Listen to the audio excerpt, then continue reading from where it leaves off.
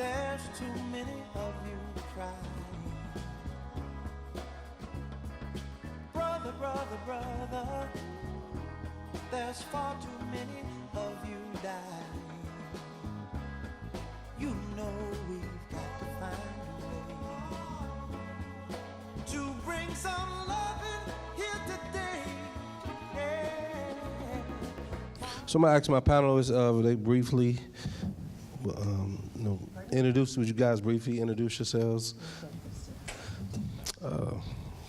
Just tell the audience a little about who you are. Why did we feel you qualified to speak tonight? All right. So good evening, everyone. How are you today? It is my pleasure and my joy to be with you this evening. I'm looking forward to a robust and engaging conversation about a really meaningful time in our history that really shifted the trajectory of how we engage each other. And I think this is an important discussion to have, and so I'm looking forward to it. My level of qualification, well, I guess that's subjective. Everything's subjective. Yeah. I am deeply entrenched in this work and dare say that my life is this work, because I can't ever remember not doing it. Certainly doing it in different capacities. In faith-based community, very entrenched in my earlier years, and then as I move forward as an entrepreneur and really looking at it through that lens, and then the work I've done in nonprofit and in corporate America has really given me, I think, an opportunity to look at these really critical subjects from a number of perspectives. And so hopefully, you know, I'm with really high cotton, as my mother might say today, so hopefully we'll be able to really share something that might be interesting to you. Hello, hello. It's good to be able to see people. Often on these kinds of things, the lights are so bright, you're talking into the dark, and I can actually see faces. I appreciate that.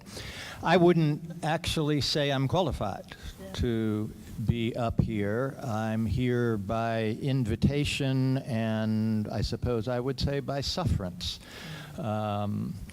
I came to Detroit in 1974 out of Cincinnati, Ohio, to be part of an experiment in Christian community living down on East Grand Boulevard in Lafayette, and came as an evangelical thinking I was on mission to help poor folk in the city deal with their reality. And it took 8 years to get disabused of that white supremacist flatulence, I would call it. Very nice. And to begin to just see the amazing survival skills and creativity of people in that neighborhood where I had been living that whole time, in making desperation yield beauty in spite of itself. Ordinary folk using their relationships with each other, their personality, their humor, their creativity to survive an impossible circumstance. And once I saw that, then I realized I'm not here to help anybody. I'm here to learn about this thing called white skin, to learn about Detroit, to learn about the United States from a very different point of view than I grew up inhabiting. And that's been a continuing process. I'm sure we'll have opportunity to talk more about that. But I know that I am still in a learning mode and will be for the rest of my life. I choose to do this work because I owe. I understand something about the last 500 years of history of my people preying on people of color all around the globe economically, as well as politically and socially. And I take it for granted anymore that for the rest of my life, I owe. Hi, my name is Gloria Albrecht, and why am I here? I'm here because I know Rosie Lattimore, and we're fellow Presbyterians. But I guess the reason I know Rosie is my journey started in Baltimore, on the west side of Baltimore. We're just over the city line, where I was a child of two college-educated public school teachers in Baltimore City. And I went to a good public school. I then went to the University of Maryland, a four-year college degree. And a little later on after that, I earned a master's degree from Johns Hopkins University. And then a little while after that, I learned a seminary degree at St. Mary's Roman Catholic Seminary in Baltimore.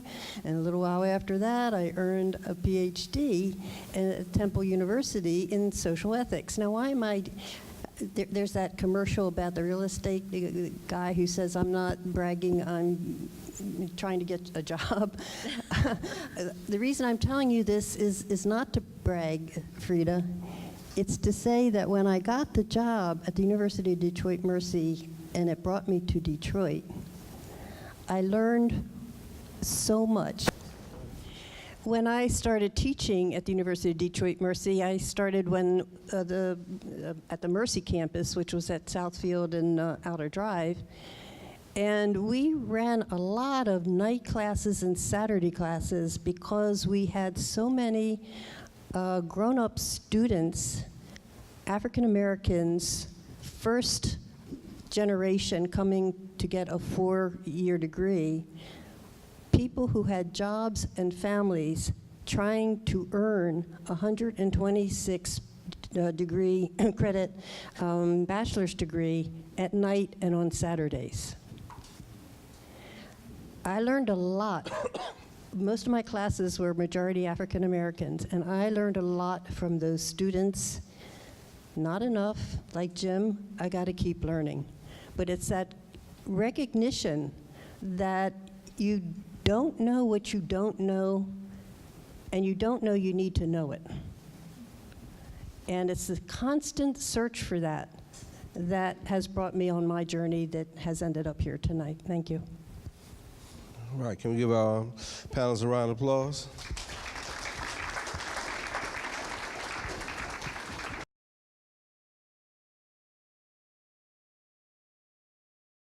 So Frida, in your introduction, you say this is an important conversation.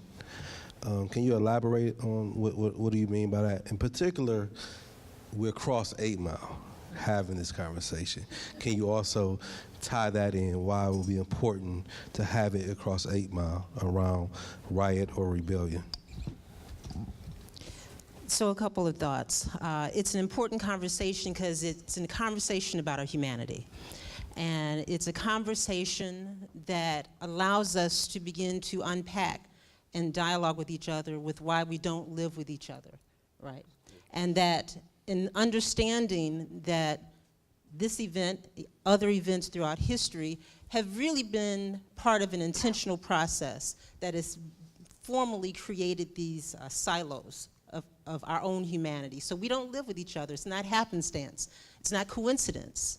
It didn't just fall in place in that way. There was some intentionality with our federal government, with businesses, with institutions that really created a structure and created a process that made it easy for us not to know each other.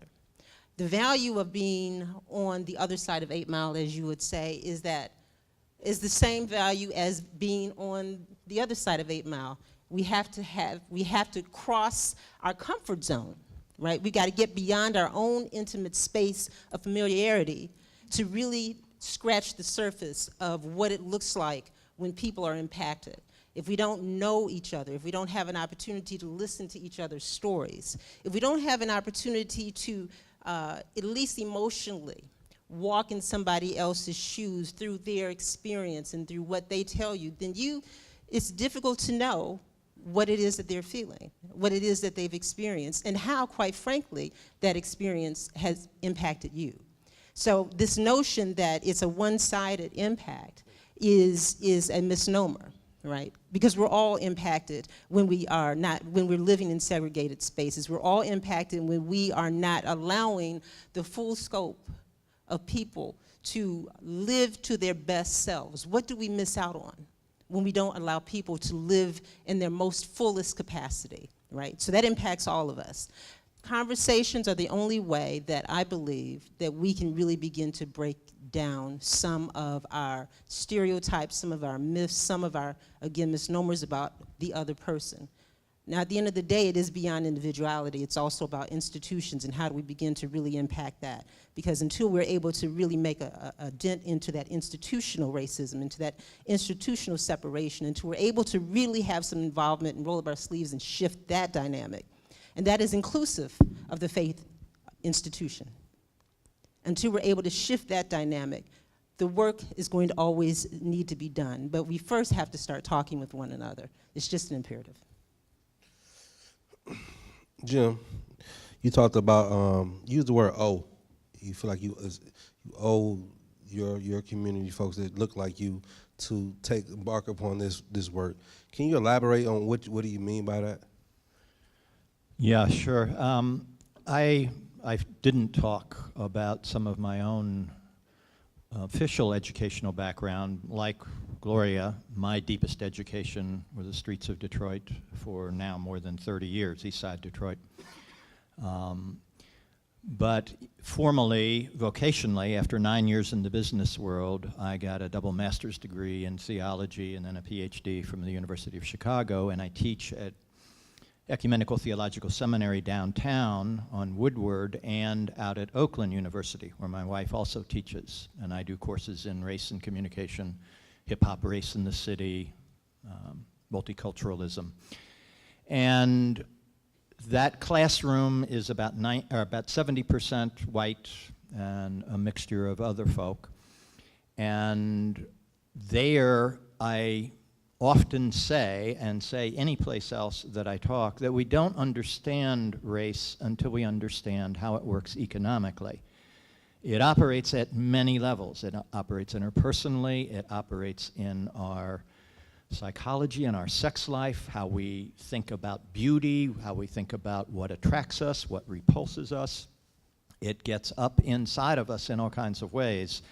But I think from the get-go, 1492 and after, race became a commercial enterprise, a way one group of people with lighter colored skin projected on other folk with darker skin a set of categories summed up in the N-word, the net effect of which was to lock them up in regimes of labor if they were African, or disappear them, legitimize the disappearance of them if they were Native American, because lighter-skinned people wanted the land. And it has been a huge project of wealth accumulation nonstop over the last 500 years. I was not educated about that. I was not taught that in high school, in college, from my family, in the seminary that I attended, and I had to struggle to learn it at the University of Chicago because it wasn't being taught there either, up front. And the more I listen to folk who do not look like me report their experience of simply trying to survive, the more I dive into what I hear and try to understand the roots of what they're talking about, the more I learn about the history of the relationships that go back that far and come all the way up to the present, the more I realize that economics has been at the heart of the relationship. It's not just about individual good feeling or bad feeling towards somebody who doesn't look like you. It's about the floor we stand on, the walls around us, the kind of job opportunities we have, the educational opportunities we have.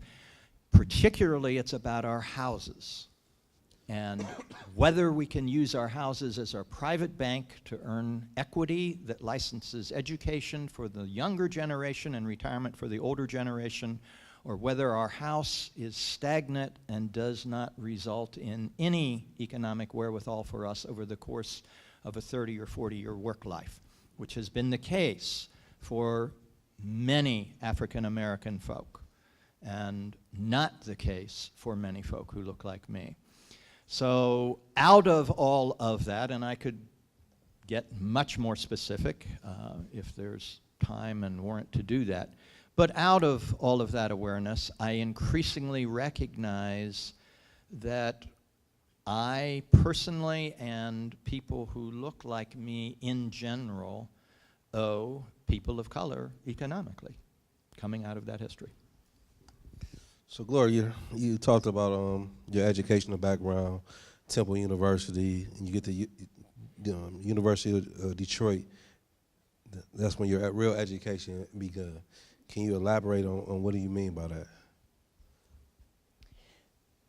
When I arrived in 1992, proud of my PhD, not knowing that I did not know anything, I was told, one of my first learnings here was that I should not buy a house below 8 Mile Road. And actually, I shouldn't buy a house below 696 because they were moving across 8 Mile Road. I learned this explanation for why Detroit is the poorest big city in the United States, why 67% of the children in Detroit are living in neighborhoods of concentrated poverty, why 40% of the families, households in Detroit are below the official poverty line, and nobody seems to care. So I learned that this was because there was 1967. That this was the reason all of this is the way it is.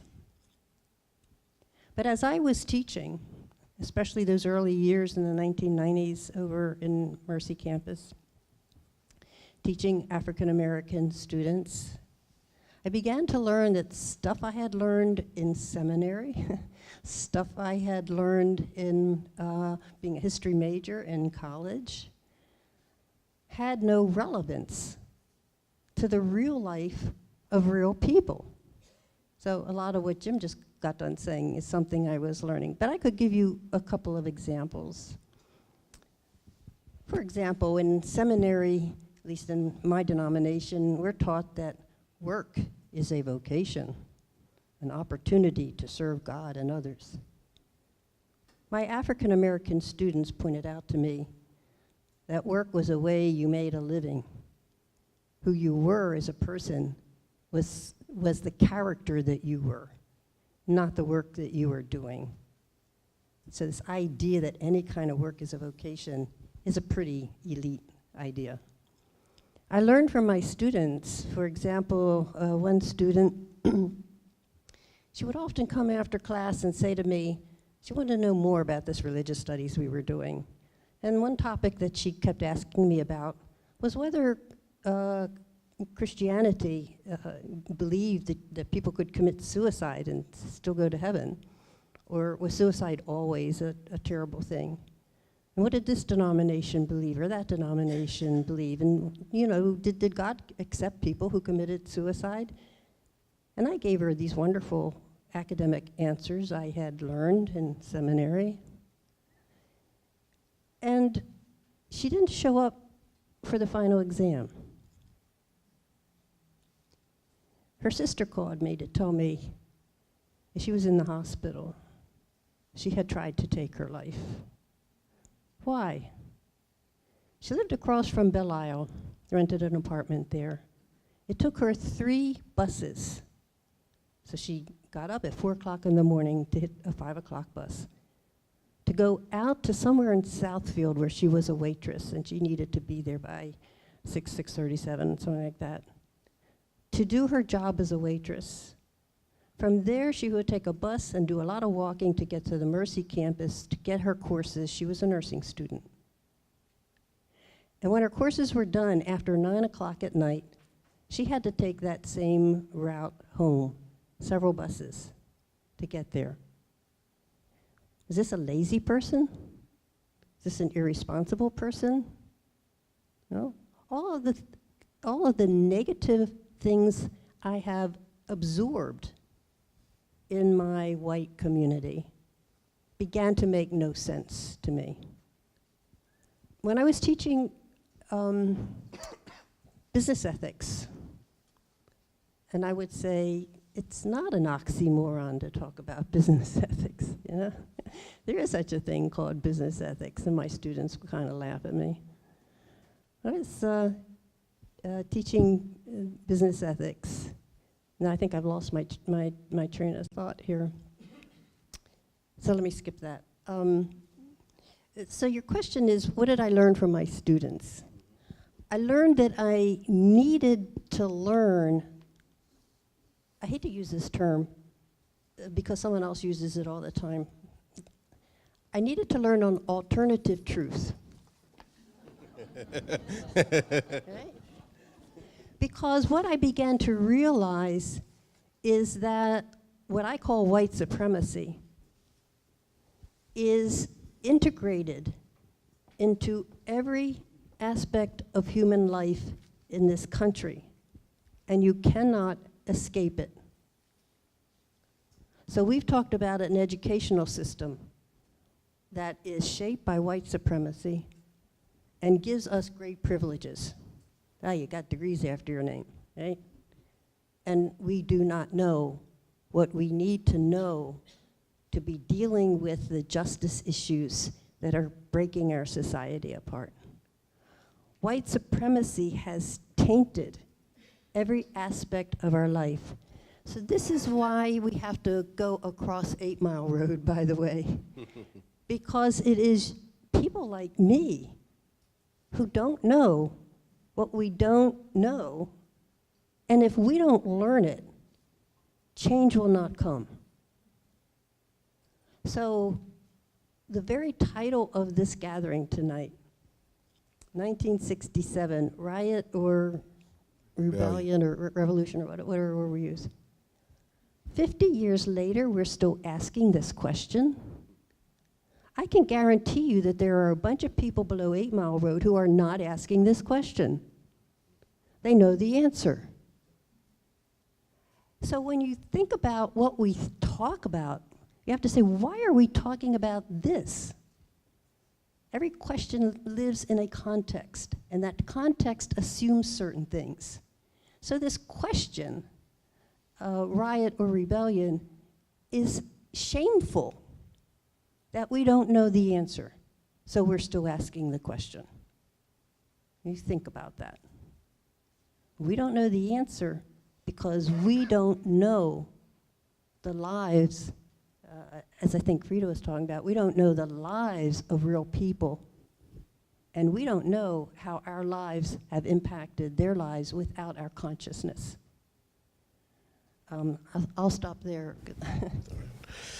Frida, can you share how did you learn about 67 and what you learned, how it impacted you as a black woman living in Detroit and working in Detroit, and did it help, in concluding it, did you see 67 as a riot or a rebellion? My family moved to Detroit in 1971, so about 4 years after the rebellion. And I was just a little girl. Did not know anything about the rebellion. It wasn't really in my consciousness. But my father, a civil rights activist,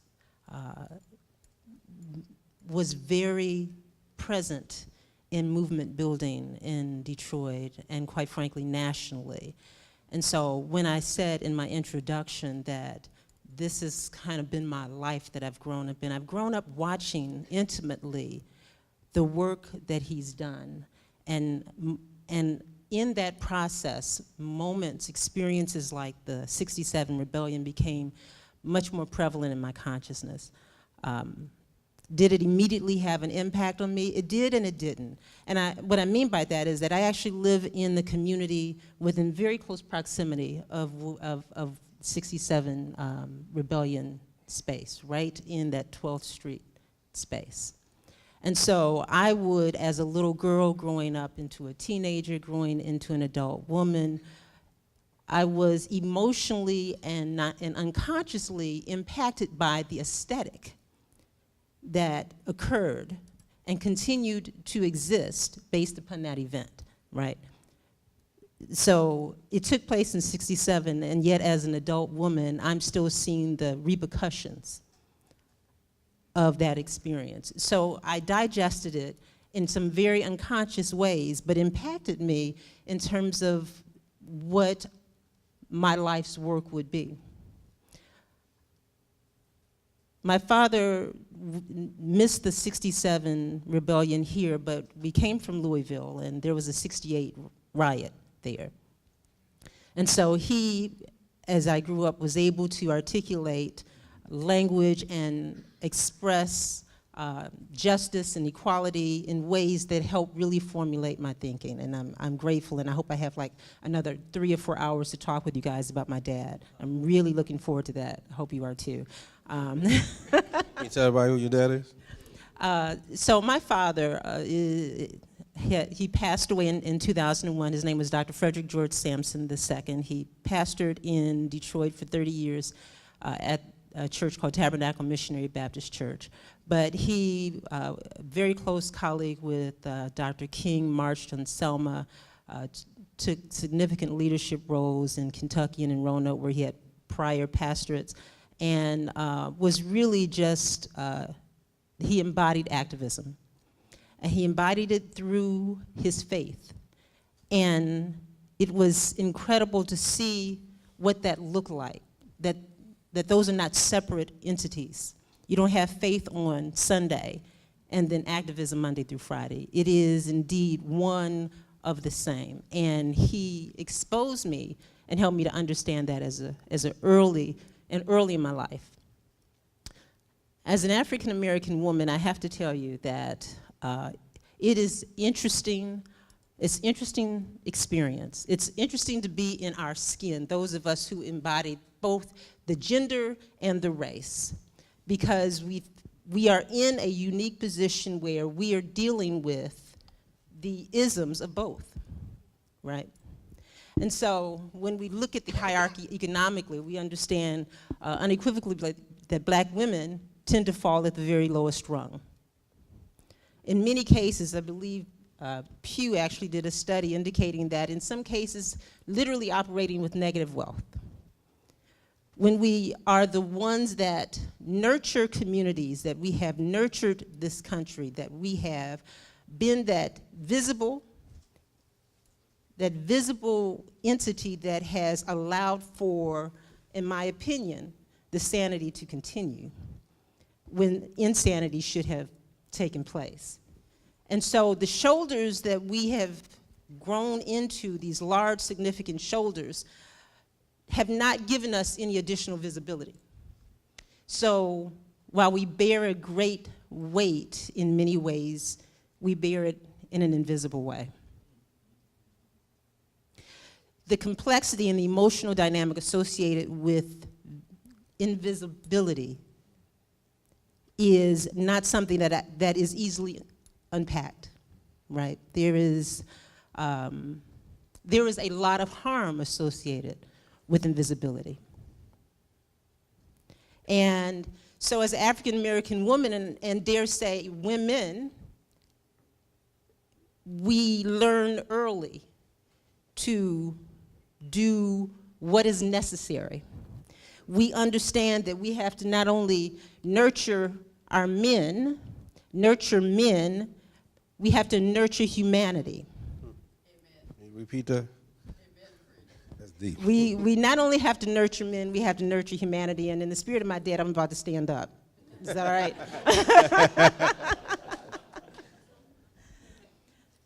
But when I talk with my sister friends, you know, it's in many ways similar to that of the drumbeat.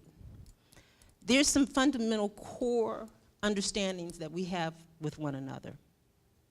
And we have it because whether our experiences look similar on face value or not, fundamentally our ancestral journey has made a connection and created a relationship where there is much more commonality than there are differences. And it's not even always articulated. But as an African American woman, I, Frida Sampson, as an African American woman, hold my position in society very seriously, hold my position in community very seriously.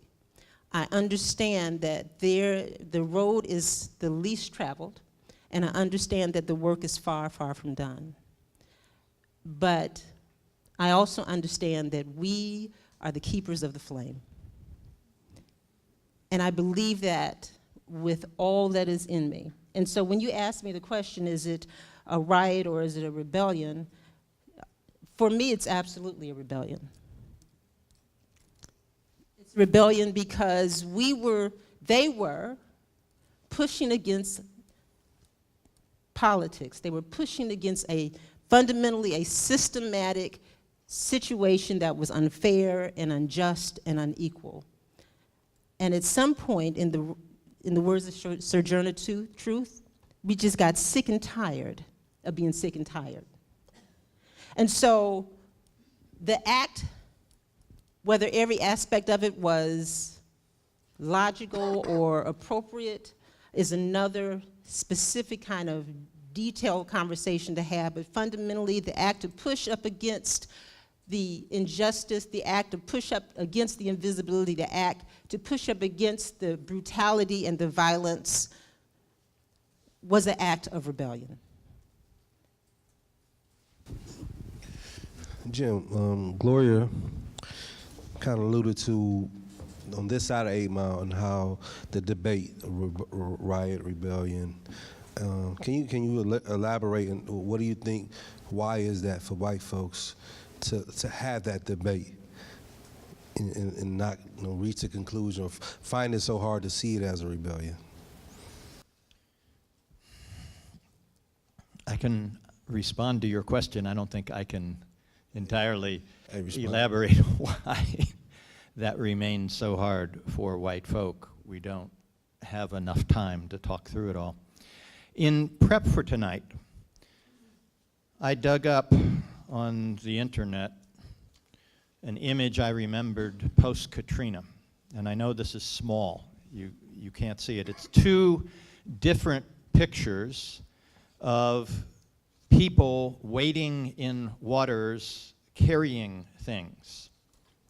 And one of the pictures, they're both AP Press.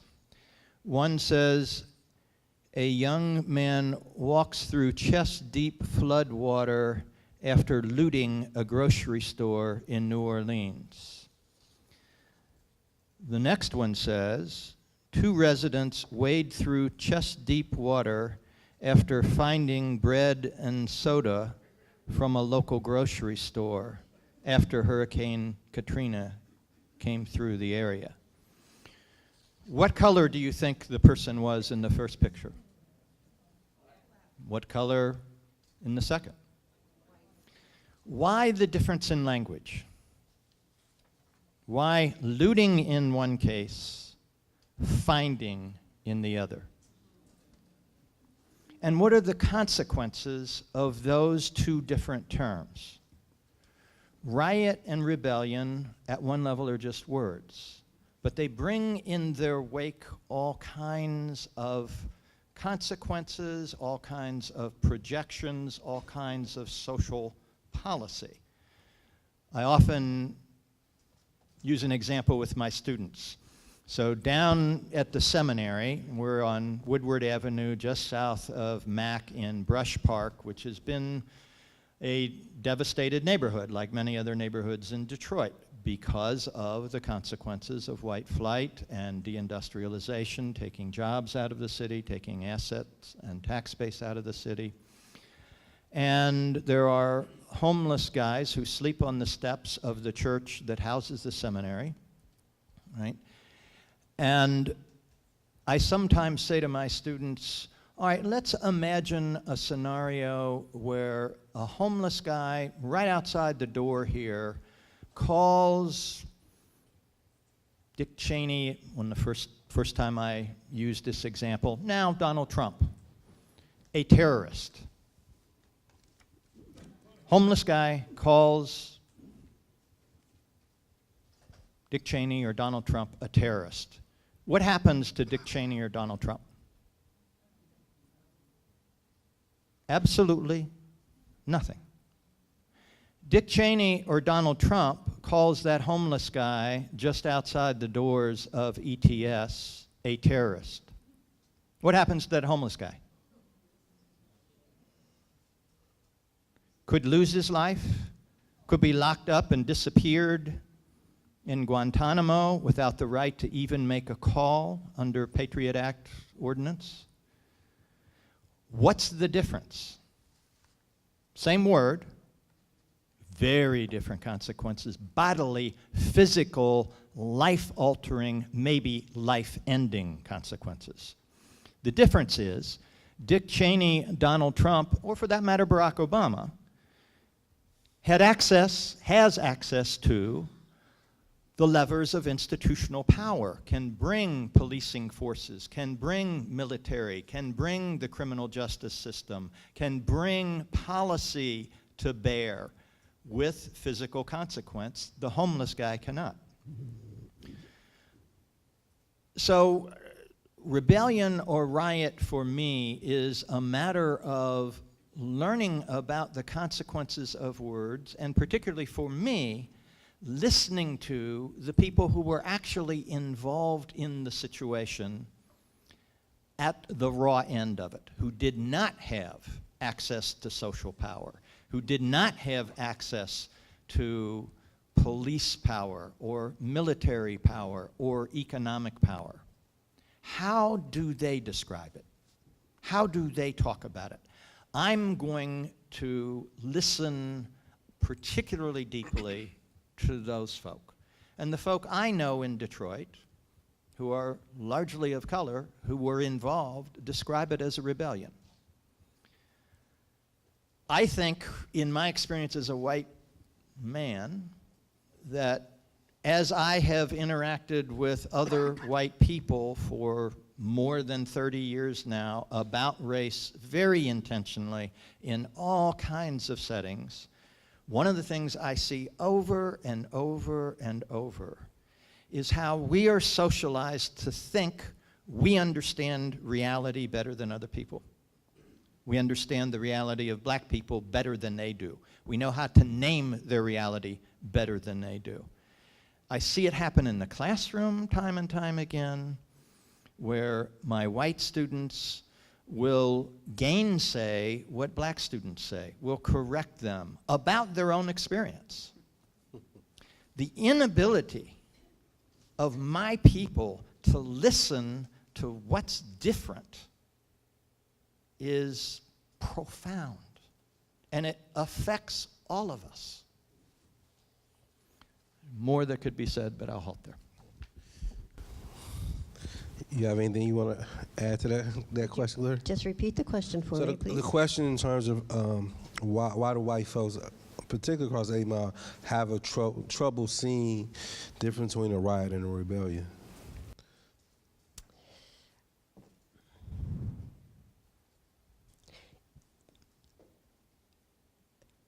I'm not quite sure where I want to start, which is why I'm hesitating. There's many ideas flashing through my mind at this point.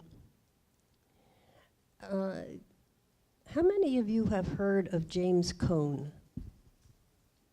A few. James Cone, I did not read in seminary, but James Cone is usually referred to as the father of black theology. So a Christian man, a pastor, PhD, teaching at Harvard. Is he still at Harvard? I think he's still at Harvard. He wrote a book in the last couple of years called The Cross and the Lynching Tree.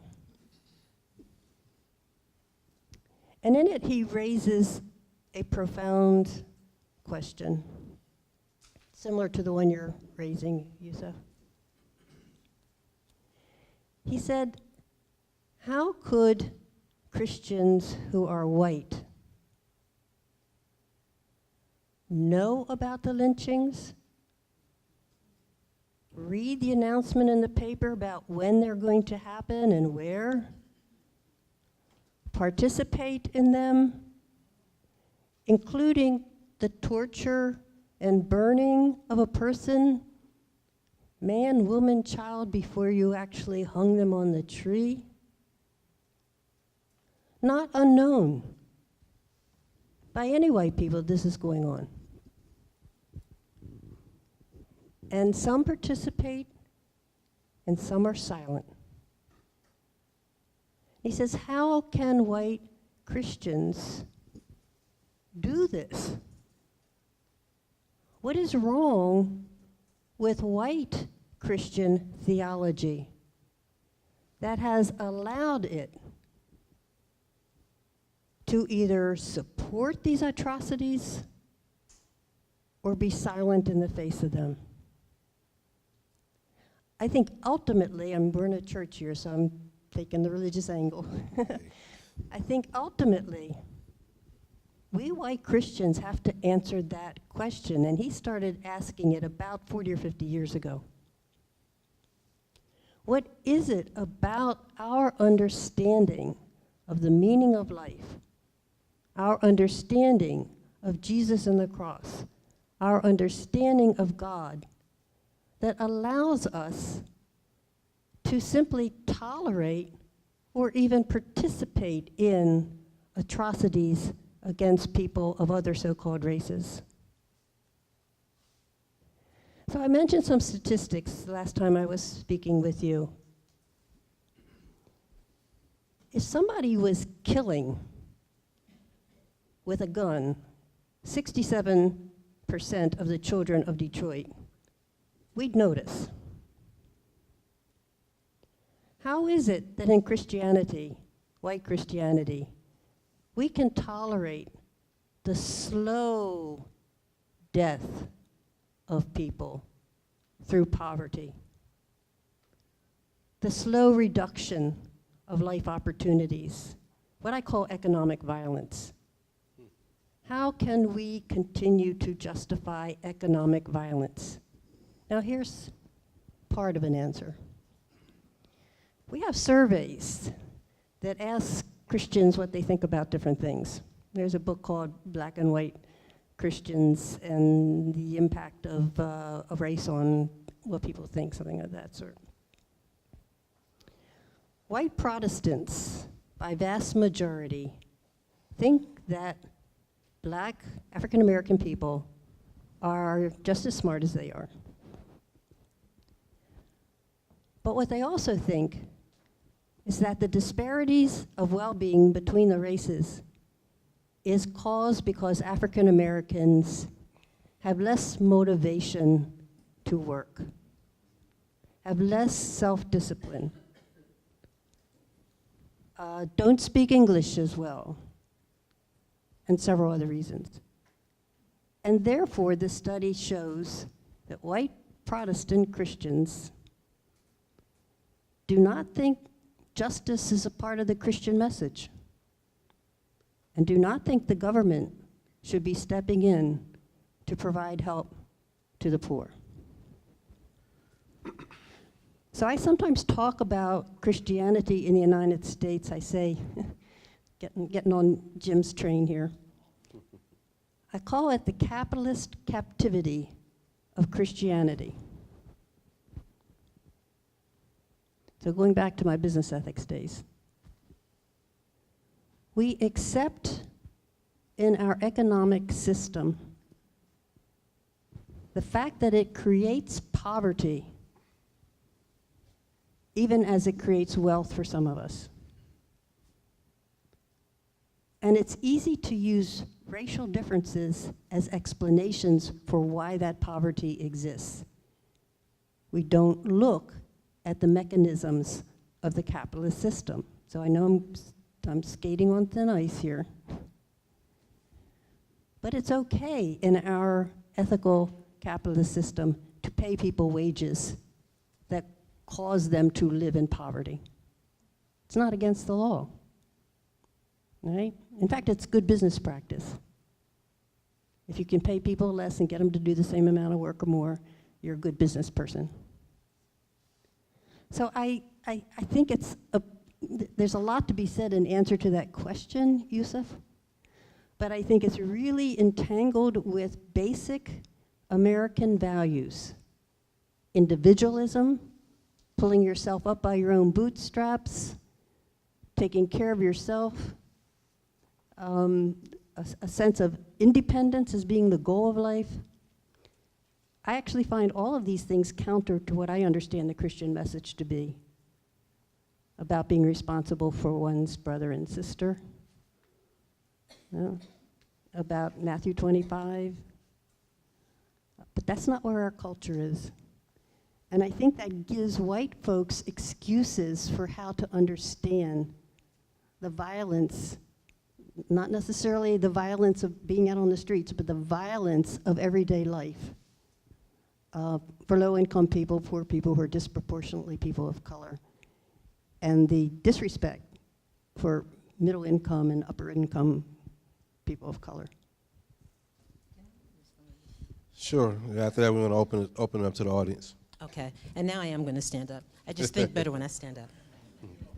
So, a few moments ago, I spoke about the culpability of faith institutions, of the church. Let me be specific. The culpability of the church and the division that it has allowed to be created and to be nurtured and to be supported. And I think that in every opportunity when we can be self-reflective, we need to really seize that moment. So yes, we do it individually, but we also need to do it collectively. And as a church, as an institution unto itself, we have to realize that we had some significant culpability in this thing called racism, in this thing called division, in the separating of other, of this idea of who we are or who we are not. I mean, let's think about it for a moment. We all may come from business or community. We may come from corporate or from our, or just from our home. But we all, most of us, sojourn on a Sunday or a Saturday or whatever or Friday, whatever the day is for you, to a building by which we collectively take in information. That building contains the church. The building's not the church, but the building contains the church. And so when the church allows, not only allows, supports, depends upon separation and segregation, and economic disadvantagement with others, when the church buys into that ideology, then the church's culpability is in some ways even more profound. Now, let me be clear. I'm a PK. I love the church. I'm a part of the church. I'm the biggest fan of the church, and I'm also a critic, because we have an amazing opportunity to reset that narrative. But until we have the courage and the boldness to step into our own spaces of faith and literally read our faith book in a way that is inclusive and that is open so that all people can be a part of the expression of our American life. Until we are able to do that, then we're really not fully allowing for our own faith journey, our own faith walk to occur. And when we come in collectively and we allow institutional separation and racism to continue to occur, then I have to think that if the church doesn't make the steps to do something different, there's no motivation for business or for corporations or for other institutions that also very much factor in to how this narrative is all interwoven with one another. And so the charge is this. What an awesome opportunity we have. Aren't you excited? It's an awesome opportunity that we have at this moment and moments after this to make a difference, to have the kind of impact that is meaningful so that it's not just lip service. Yes, we dialogue, yes, we talk. It's not just lip service, but it is action. And we all have the power to do it.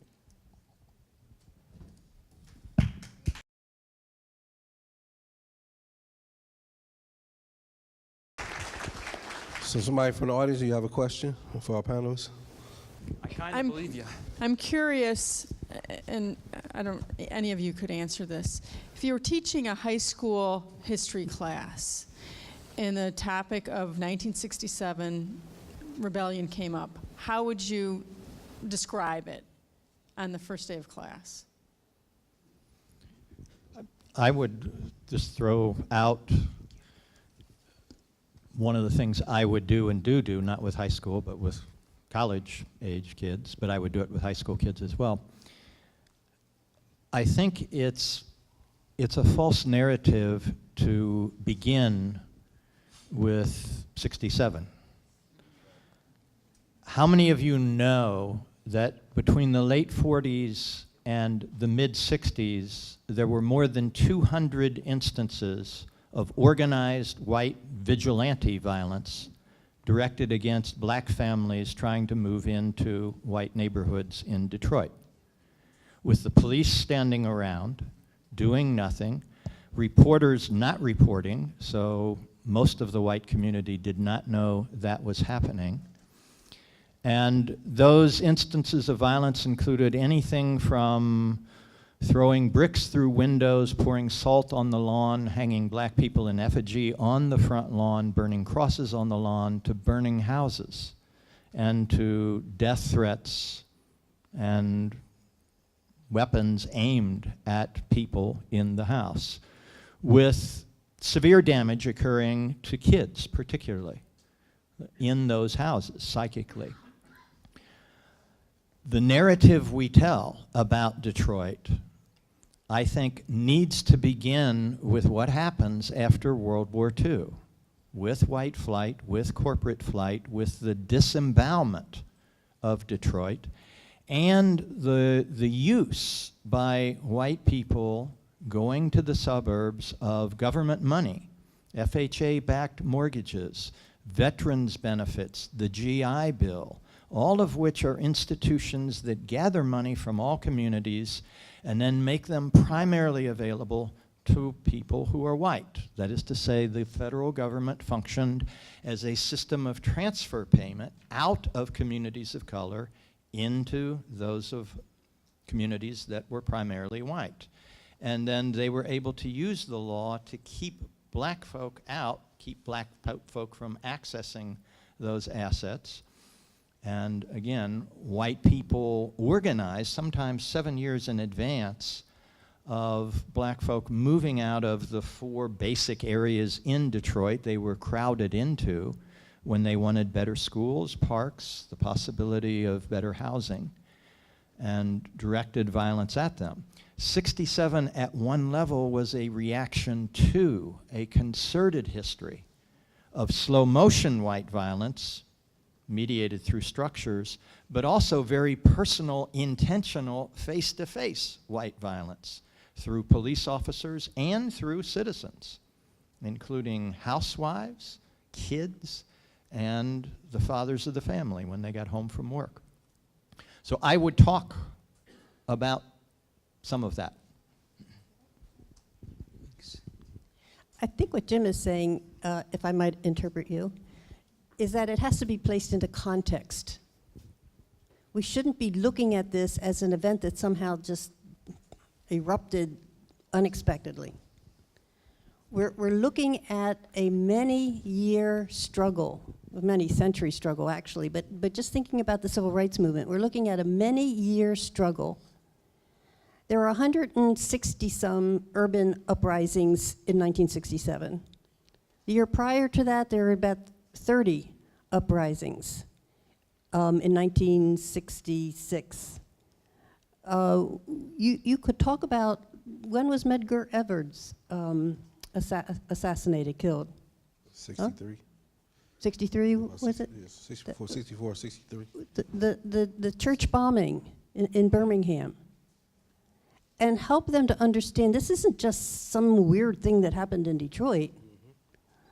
This is a countrywide resistance movement. And because they probably have heard of Martin Luther King Jr. and probably know that they should respect him, you might start quoting Martin Luther Jr. because he said about riots, he said, riots are the language of the unheard. And you can look up lots of other wonderful quotes from Martin Luther King Jr. To help them to understand that this is all of one fabric, not a just strange Detroit thing. You said it's a movement of resisting what? I would call it oppression. And what's creating that oppression? People like me, and I'm complicit. Okay, thank you. Okay, you mentioned some of the things that happened in the past about Medgar Evans and things of that nature, activities and violence happening against black folk then. It's actually happened now. So history has repeated itself, and it's continually repeating itself. And we're continually trying to network and express how we all should be working together, and how some people don't want to know what they don't know. They don't want to change it. Once you recognize and acknowledge what's going on, you have to take responsibility and change. Or you don't have to, but there is a responsibility. So, speaking of the 67 riots, or rebellion, however you want to put it, we're at that point now. How are we going to prevent another riot or rebellion, or what are we doing as a community to try to right all this wrong? What communities are we working in Detroit or otherwise, to help bring us out of this situation we're in?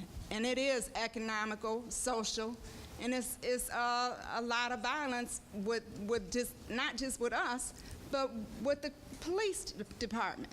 And we can't overlook that. That was a big issue in '67.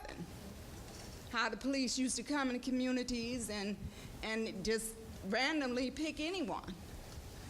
That's going on now. So let's not repeat history. What are we doing now? Where are we going from here? I know all of us want to jump in on that one, but I grabbed the mic from Dr. Perkins, and so here's the thing. I'm not even going to suggest that history is repeating itself. I'm going to suggest history is continuing business as usual. Exactly. So we see ourselves in 2017 in the same, perhaps in some ways more challenging scenarios than we did in 1967. Certainly when we look at the wealth divide, we know unequivocally that we are worse off, and when the wealth division now is significantly increased from 67 to today. 67, Steve, I know you love to use this number. I think it was 1 in 12. Oh, really? You're going back off in now. All right, that's my friend right there. To 1 in 20 when you think about the wealth divide between blacks and whites, right, today. So in some ways, the trajectory is trajecting us further downhill. The thing that's interesting is that your question, and I appreciate it, your question around how do we prevent this from happening again. I think if we're going to be really honest, it can happen again. And if you really want to push it, it very well may happen. It may not look like it looked. It may not act like it acted. But when you continue to have oppression, when you continue to have police brutality, when you continue to have a separation, all the reasons why 67 happened, housing, police brutality, economics, all those things are very much a part of our current contemporary narrative. It has not shifted, which means anything is possible. But let me also offer this, because your other question was, what do we do? Ask yourself why we haven't had it yet. History has dictated a multiplicity of riots and rebellions throughout our recent history. But the silence of history is that a lot of those moments were thwarted. My question to you is this: is there a possibility that we have missed what could have been an occurrence because people stood in the space of truth and said no? Is it possible that we haven't had this reoccurrence more frequently, not because it couldn't happen, but because communities, individuals, leaders, moms and dads, siblings, those who cared, stood in that gap and said, we are not going to elevate it to this moment? How many times has it happened? Did it happen yesterday? I bet it did. So, in response to your question, we all have, again, if we stand in the space of courage and boldness, then even when the flames tend to want to rise up, we all have the collective power to put it out. Because we don't want to have a repeat. But we do need to learn from our, yes. I'll take one more. While I'm walking over to this gentleman, it's interesting that right now in Kalkaska, Michigan, the white militia movement is gathering. It's sort of ground zero. The mayor there, the president of the village, has called for death to all Muslims. We begged the governor to speak out, did not yet. But, you know, Muslims, one thing they have in common with across that spectrum is they're mostly people of color. And so it seems to be okay to hate Muslims. We find out the police chief is in support of the village president, and so is the prosecutor. But, you know, it's interesting, right, that this is going on. It's as Jim talks about in his writings and teachings about the Christian terrorism or Christian theology that allows this. It's alive and well. It's just maybe more easy for them to hate Muslims right now. But anyone of color or race traders like you and I that care about them is at risk. But, hey, I'm just the helper here. Sir. Thank you. I had, I guess, a question regarding the recent turnaround in Detroit. You know, over the past 5 to 10 years, there's been a lot of reinvestment in the Detroit area and so forth. I guess I was curious. I'm sorry, as to the committees or the roundtable's point of view regarding, you know, Dan Gilbert's investment in Detroit and the revitalization, the technology corridor, et cetera. Yeah, I'll be one person who responds. I suspect we all would like to respond. I understand what's going on in the revitalization of Detroit at one level as white flight in reverse. That is to say, again, Detroit now exists as the largest black metropolitan area of concentrated poverty. 40% of the population under the poverty line. Another 27% of people, Alice people, asset limited, income constrained, but employed. 67% of Detroiters cannot make ends meet and have to make choices every month. Am I going to pay food, light, heat, water, health care, transportation? Can't pay all of them. Can't do everything I need to do. According to an analysis in 2015, there were only enough jobs in Detroit for 37% of Detroiters, and of those jobs, only 1/4 of them are occupied by Detroiters. Somewhere between 35 and 40% of Detroiters do not have cars, and there have been 23 different proposals for a regional transit system that would interlink the suburbs and Detroit. So Detroit is now surrounded by 86 independent municipalities, 47 townships, 89 school systems, which is where white people and corporations took the assets and the jobs, but Detroiters can't get out to those jobs. So it's like a city that has been noosed into poverty. But property values now are so low. 1/3 of all residences in Detroit have been foreclosed since 2003. Many of those illegal foreclosures. There was an article in the Metro Times just last week that was going through how the appraisal system works, how the Michigan Constitution allows you, if you are poverty level or below, you do not have to pay taxes.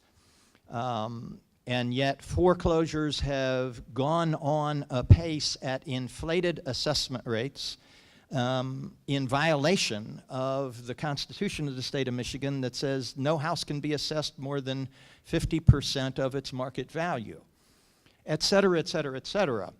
So what I see going on is what goes by the name of gentrification.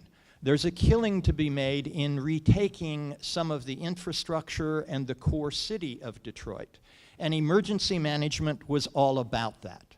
The emergency manager law that was enacted in 2012, we fought to get it on the ballot. It was voted down by the citizens of Michigan to the tune of 54% across the state, about 80% in Detroit, revamped in a lame duck session as Public Act 436, passed pretty much as is with an appropriations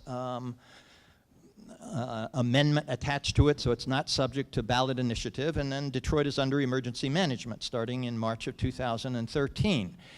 And a lot of what has happened is the selling off of Detroit to corporations, to the state, and to banks who had already involved Detroit in credit default swaps starting in 2005 and 6. Many of those entered into in fraudulent terms.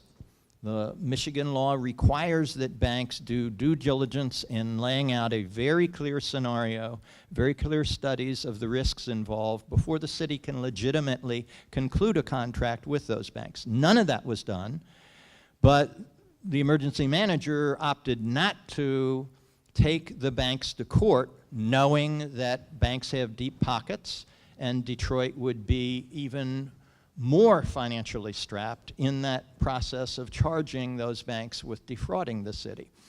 So you step back from all of that and look at how it operates in terms of who benefits at whose expense. And the recovery of Detroit is more of the same. It's just the next step in making Detroit yield capitalized benefit to people largely white, not exclusively so, who are positioned to benefit from that.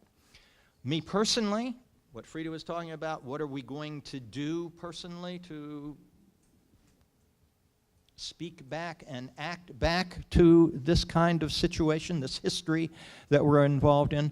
For me, it has meant taking on the water policy changes.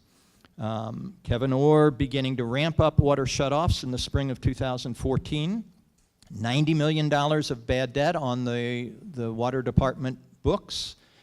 30% of that was corporate, was commercial and industrial. He did not go after those accounts. The state of Michigan owed $70,000, Palmer Park Golf Course $420,000, Ford Field $55,000, Joe Louis Arena $80,000, and none of those entities experienced shutoffs. They went after anyone who was $150 and 2 months in arrears out in the neighborhoods through Humrick Wrecking Corporation, paying them per shutoff to incentivize the shutoffs. And they were sweeping through neighborhoods early in the morning, shutting off valves, putting a blue mark so everybody knew up and down the blocks.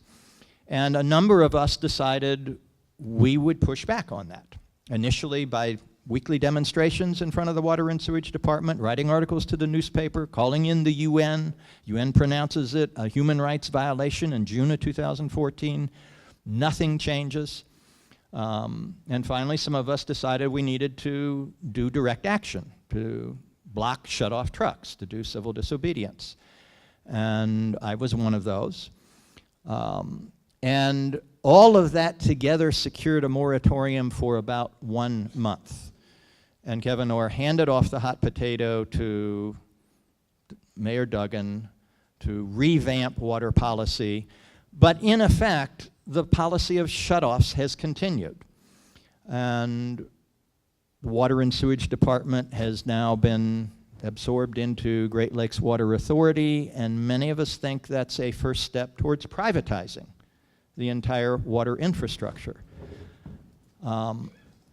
Say one last thing about that. The water infrastructure in Detroit enabled the suburbs to happen. It serves 126 different communities. And Detroiters are charged retail rates historically. Suburban communities are charged wholesale rates. All of those 86 municipalities, 47 townships, are getting cheaper rates for their water out of the Detroit water and sewage system than Detroiters are. But every one of those municipalities has tacked on at least 100% increase on the water bill, in some cases 1,000% increase. So many people sitting out in the suburbs think they are floating Detroit in how water is paid for, when it's really the other way around. And historically, Detroit has paid 83% of the sewerage and wastewater treatment portion of the bill. Those suburban communities, 17%. So all I'm saying is, I think it's more of the same. I think there are clearly two cities. One city centered in the Woodward Corridor is thriving, and neighborhoods are continuing to be, in effect, ethnically cleansed by policy. Mortgage foreclosure, tax foreclosure, and water shutoffs. Gloria.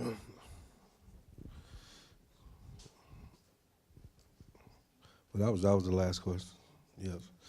So, you guys got any closing comments? After that, I'm not sure I have too much to add. I don't want us to end, though, without recognizing, I think Frida was getting at this a little while ago, that the story of Detroit is not simply a story of victims.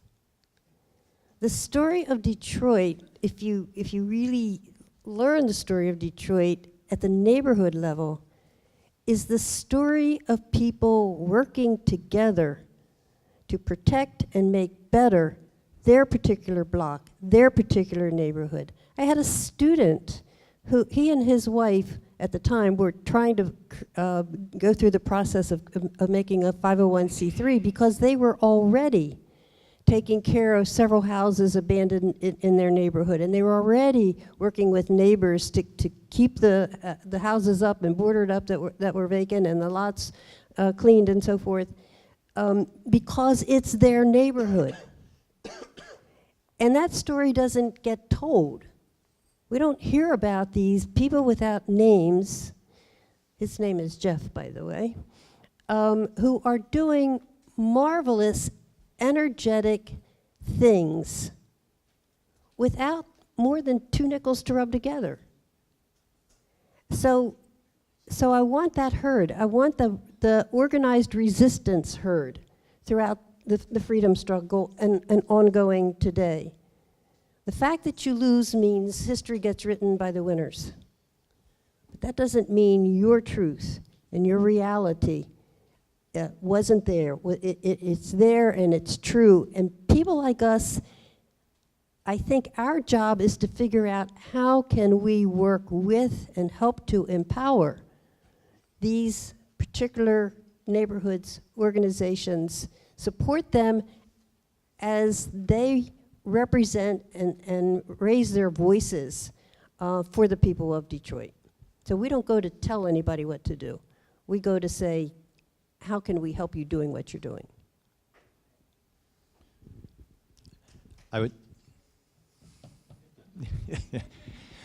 would just say real quickly, amen to that. That's why I'm in Detroit, why I've left Detroit twice, once to go to grad school, once to get married. I snap back like a rubber band because I love the people, the creativity.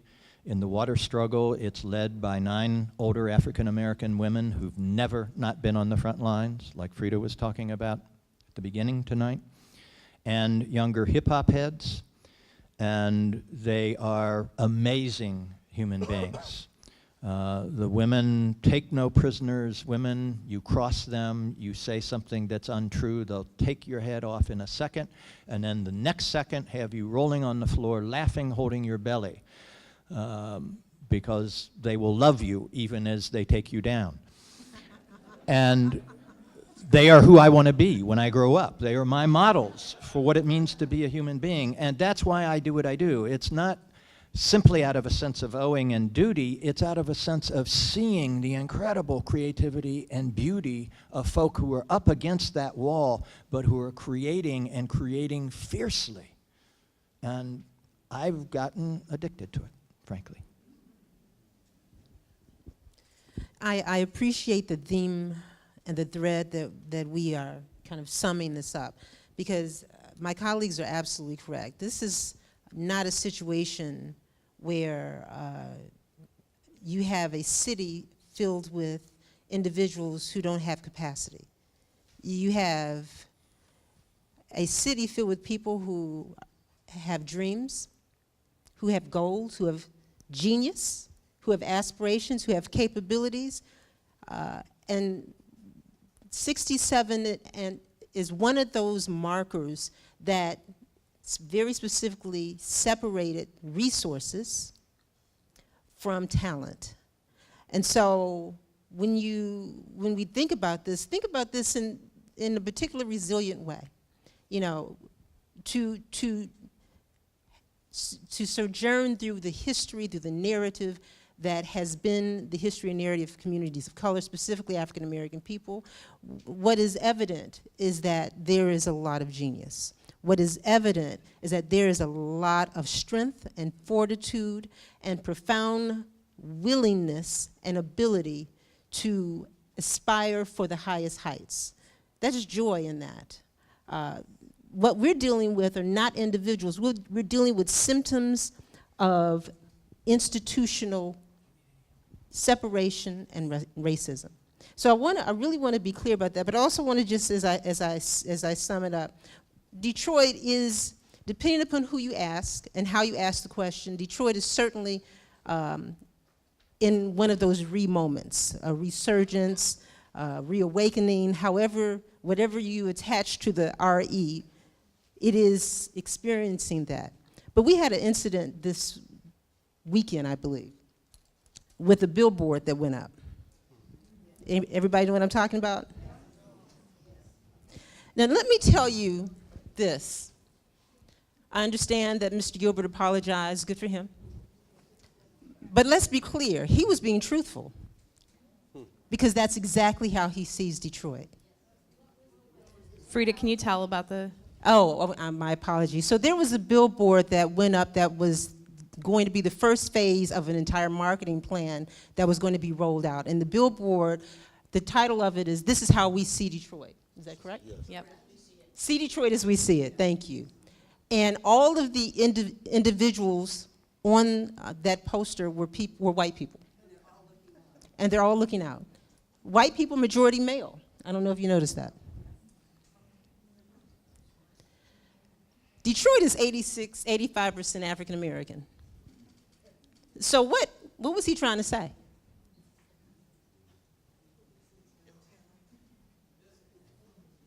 So, gentrification, yeah. But the other piece of that is, what do you think that did to the hearts and minds and spirits of the individuals who have occupied that city, who have stayed the course, who have fought the fight? What do you think that did emotionally? You want to talk about violence? That was violent. So, do we celebrate the transition, the reimagining, the reawakening, the whatever? Sure we do. But if it doesn't operate with a sense of equity, which by the way it's not, if we don't dig deep into our consciousness and find a way to do it differently than it has been done before, we're going to look up and be exactly where we were before.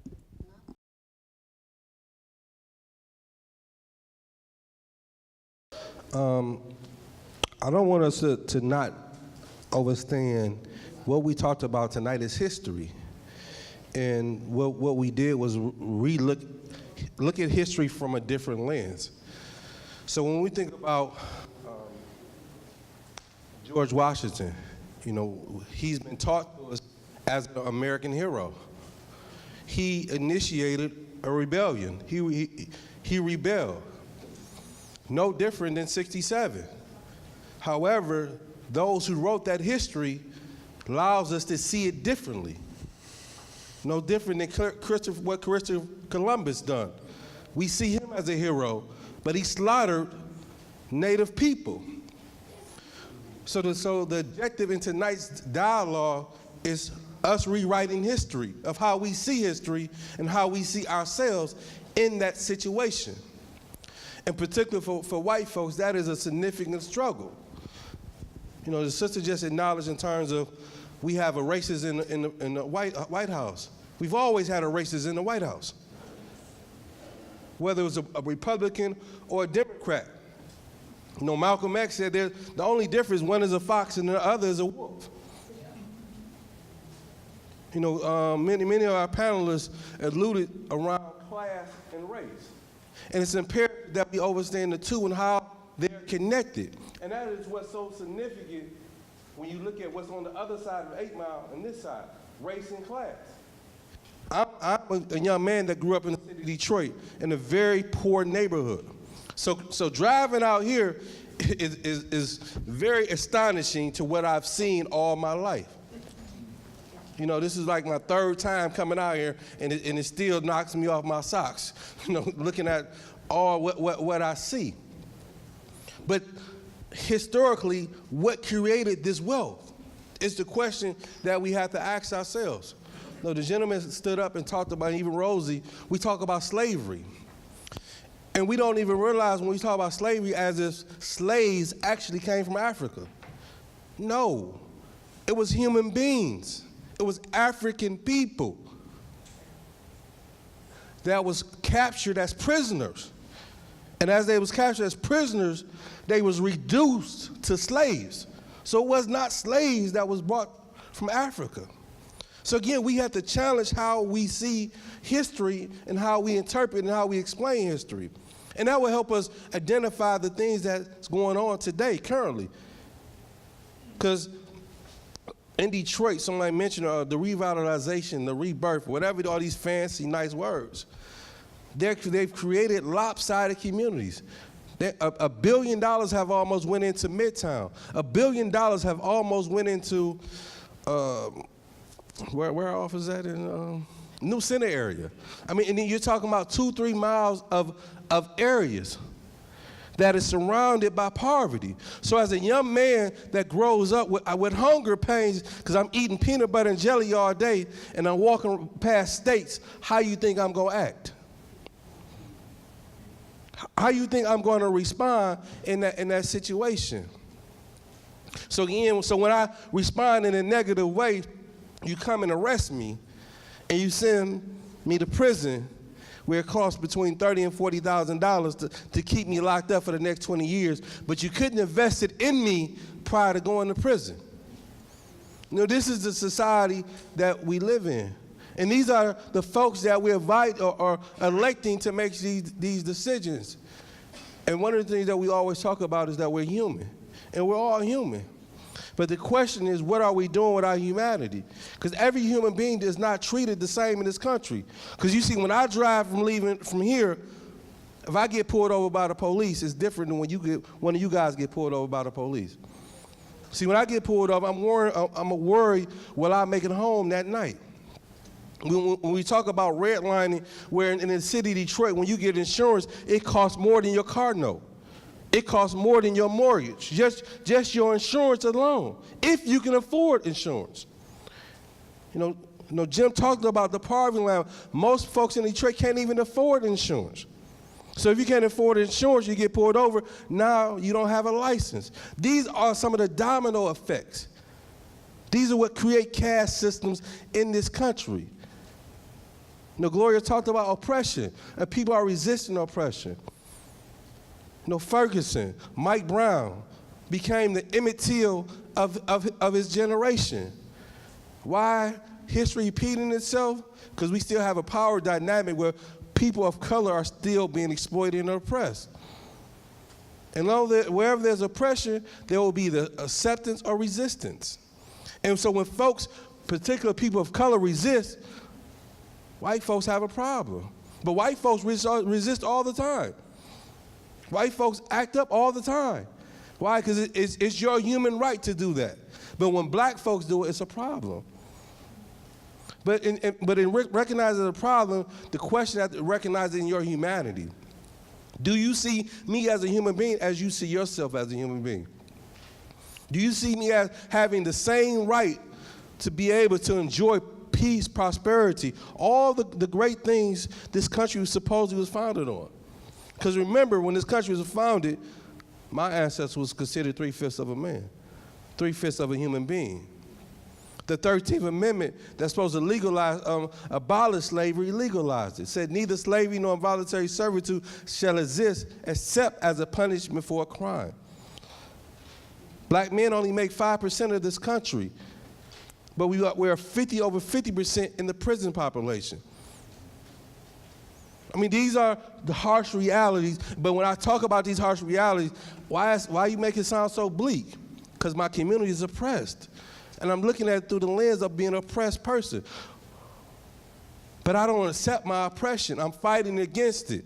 But the question is, are you going to join this struggle with us and help us fight it? Peace.